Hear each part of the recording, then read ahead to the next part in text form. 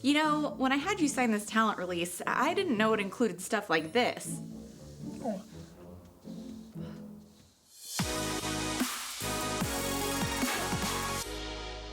You've hired your cast and crew and you're ready to shoot, but have you really hired them, or do you just have a verbal agreement?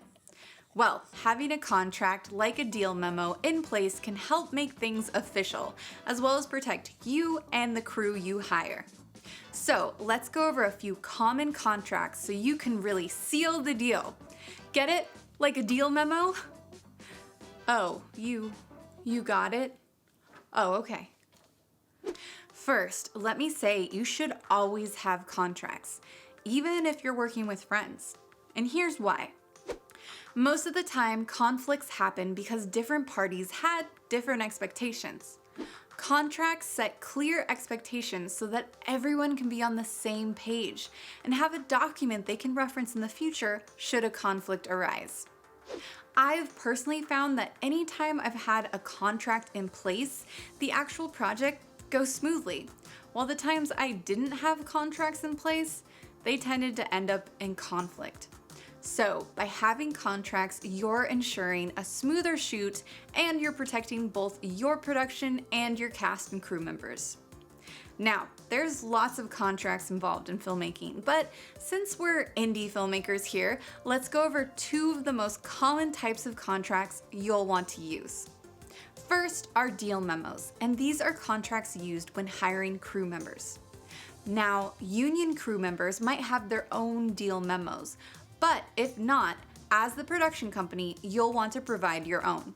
You'll want to make sure your deal memo outlines all the details about your agreement with the crew member, including compensation, payment, services rendered, purchases and kit fees, screen credit, and most importantly of all, that they agree that the production and/or production company is the owner of the copyright for all work, services, and materials they create for the film.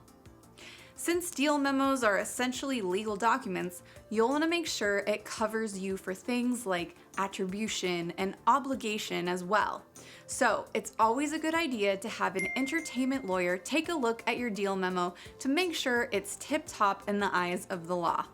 However, if you don't have a bunch of cash just lying around, then I recommend downloading a free deal memo template from studiobinder.com here. Second on the contract front is personal releases. Personal releases are contracts you have your talent sign that basically give you the right to use their image, voice, and likeness in your film.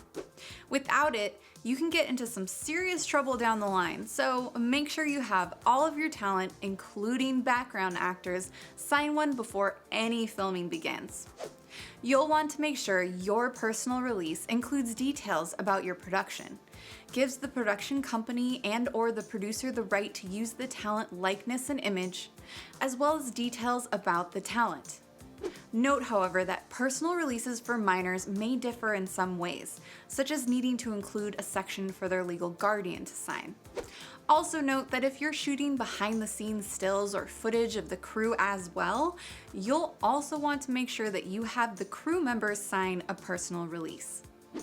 I recommend downloading a free personal release template from studiobinder.com here. And one more pro tip for you, make sure you bring extra copies of both of these contracts with you to set in your production binder in case you need them. So now that you know about deal memos and personal releases, you'll help ensure a smoother shoot and protect you and your personnel.